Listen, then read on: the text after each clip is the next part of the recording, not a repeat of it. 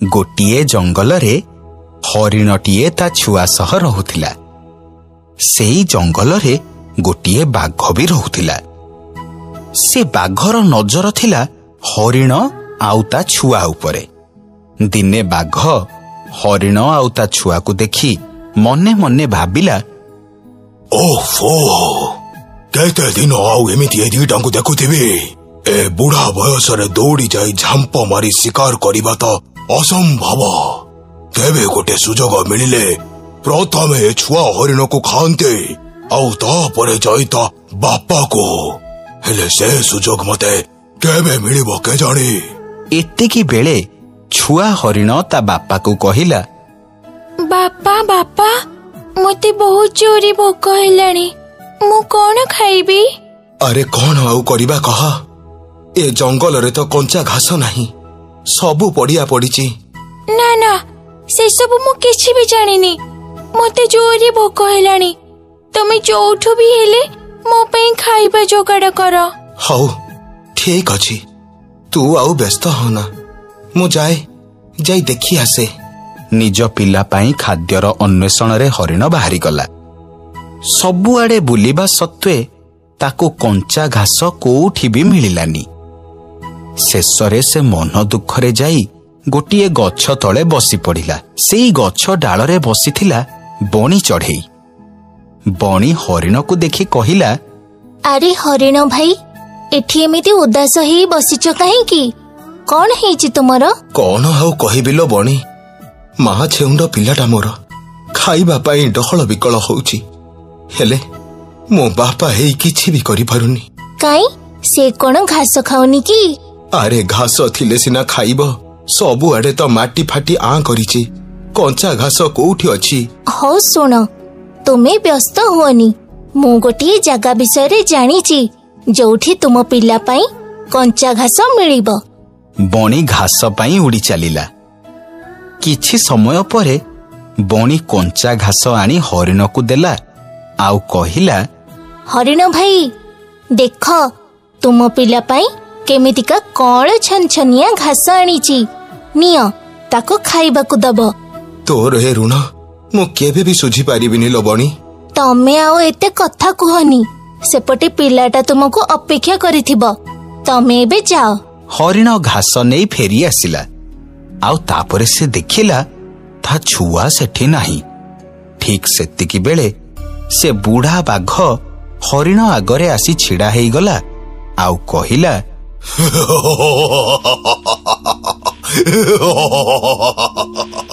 आज मो हाबुडरे पड़ीचो, मु तते जमारू भी छाड़िबिनी।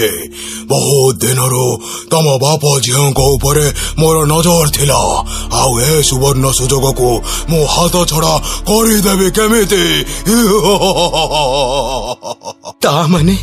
ता माने तू ही मो छुआ को नहीं जाइछु। हाँ मु ताकू रखिछि, आउ तू जदि मो कथा न मानिबो तेबे तो पिला को मु मारी खाई जेबे। मो पिला बंचिछि तो। हाँ बंचिछि, किंतु जदि मो कथा मानिबारे खिलाफ करिबो तेबे मु तो पिला को मारी खाई जेबे। ना ना तू सेमिति करनी, एते नृशंस होनी तू। मो कथा दउची मु तोर सबु कथा मानिबी। बाघ भाई तू मो पिला को मते फेरेई दे। हाँ मो तो पिला को तते फेरेई देबी, किंतु ता पूर्वरु तते गोटे मास पर्यंत मो पई काम करिबाकू पड़िबो। तापरे जाई मु तते तो पिला को फेरेई देबी। ठीक अछि देबे, मु तो कथारे राजी, हेले मते कोन करिबाकू पड़िबो। अरे बेसे किछि नुहा, मो पाई सबुदिन भल भल सुआदिया खाद्य जोगाड़ करिदबो। हौ ठीक अछि। हरिण कौन कला ना बाघ पाखकू ठेकुआ गाई मूषा आदि प्राणी मानंकु नहीं पहुंचिला। एमिति मासे पूरी गला।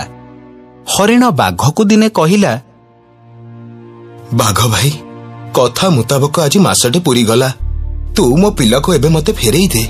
ना ना सेमिति हेई पारिबने, मो पाई आहुरी गोटिए मास खाद्य जोगाड़ करी आनिबाकू हबो। हेले तू तो मते कहिथिलु ବେଶୀ କଥା କବିଲେ ମୁଁ ଏଇ କ୍ଷଣିତ ପିଲାକୁ ଖାଇଦେବି। ନାଇଁ ନାଇଁ ନାଇଁ ନାଇଁ ନାଇଁ, ମୁଁ ତୋର ସବୁ କଥା ମାନିବି, କିନ୍ତୁ ମୋ ପିଲାର କିଛି କରନି। ଏମିତି ମାସ ପରେ ମାସ ଗଡ଼ି ଚାଲିଲା। ବାଘ ହରିଣକୁ ଭୟ ଦେଖେଇ ଚୁପ୍ କରେଇ ଦଉଥିଲା। ଦିନେ ହରିଣ ଗୋଟେ ଗଛ ତଳେ ଭାରି ମନ ଦୁଃଖରେ ବସିଥାଏ। ସେଇ ଗଛ ଉପରେ ବଣି ରହୁଥିଲା। ବଣି ହରିଣକୁ ତା ମନ ଦୁଃଖର କାରଣ ପଚାରିବାରୁ ହରିଣ ସମସ୍ତ ଘଟଣା ବିଷୟରେ ବଣିକୁ କହିଲା। ସବୁ କଥା ଶୁଣିବା ପରେ ବଣି ହରିଣକୁ କହିଲା, ଆରେ ହରିଣ ଭାଇ, ତୁମକୁ ସେ ବାଘ ଠକୁଛି। ମିଛ କଥା କହି ସେ ତୁମକୁ ତାର କାମରେ ଲଗେଇଛି। ଏ ତୁ କଣ କହୁଛୁ ବଣି? ମୁଁ ସତ କହୁଛି ହରିଣ ଭାଇ, ସେଇଟା ଗୋଟେ ବୁଢା ବାଘ। ନିଜେ ଶିକାର କରିପାରିବନି ବୋଲି ସେ ତୁମ ଆଗରେ ମିଛ କହି ତୁମ ଦ୍ୱାରା ଶିକାର କରି ନିଜର ପେଟ ପୋଷୁଛି। ହେଲେ ତୁ ଏ କଥା ଜାଣିଲୁ କେମିତି? କାରଣ ସେ ବାଘ ମୋ ସହ ବି ଏଇ ଖେଳ ଖେଳି ସାରିଛି। ମୋ ପିଲାକୁ ସେ ଆଗରୁ ମାରି ଖାଇ ସାରିଥିଲା। ଖାଲି ନିଜର ପେଟ ପୋଷିବା ପାଇଁ ସେ ମୋ ସହ ବି ଏଇଆ ହିଁ କରିଥିଲା।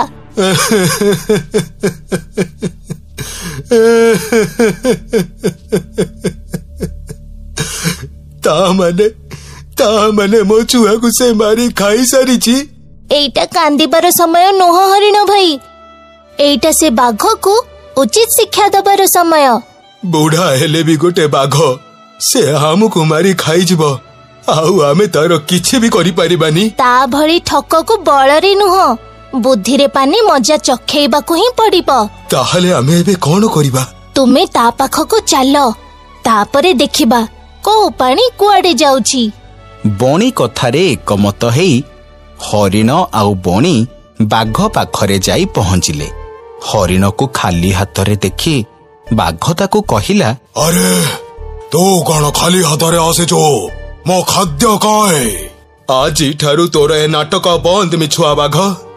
ମୋ ପିଲାକୁ ଶିକାର କରି ସାରିବା ପରେ ମତେ ମିଛ କହି ମୋ ହାତରେ କେତେ ନିରୀହ ପ୍ରାଣୀଙ୍କର ହତ୍ୟା କରେଇଛୁ, କିନ୍ତୁ ଆଉ ନୁହଁ।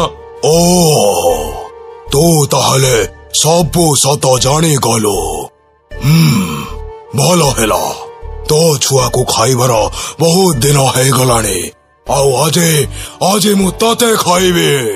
ବାଘ ଏତିକି କଥା କହି ହରିଣ ପାଖକୁ ଗଲା ବେଳକୁ ଗଛରେ ବସିଥିବା ବଣି ତା ଦାନ୍ତରେ ଖୁମ୍ପି ଖୁମ୍ପି ସେଇ ଗଛରେ ଫଳିଥିବା ଗୋଟାଏ ବଡ଼ ପଣସକୁ ବାଘ ମୁଣ୍ଡରେ ପକେଇ ଦେଲା। ବହୁତ ଓଜନିଆ ପଣସ ହେଇଥିବାରୁ ବାଘର ମୁଣ୍ଡ ଫାଟିଗଲା, ଆଉ ସିଏ ମରିଗଲା। ମୋର ଅତ୍ୟାଚାରୀ ବାଘ, ମୋର ବିନା କାରଣରେ ତୁ ମୋ ଛୁଆକୁ ଖାଇଛୁ। ମୋ ଛୁଆକୁ ବି ଖାଇଛି ହରିଣ ଭାଇ। ଆଜି ମୋ ପ୍ରତିଶୋଧ ପୁରା ହେଲା। ମୋର ପ୍ରତିଶୋଧ ବି ପୁରା ହେଲା। ଠକିବା କିମ୍ବା ଧୋକା ଦେବା ସବୁବେଳେ ନିଜ ପାଇଁ କ୍ଷତିକାରକ ହେଇଥାଏ। ତେଣୁ ଧୋକା ଦେବା ଆଗରୁ ଚିନ୍ତା କରିବା ନିହାତି ଦରକାର।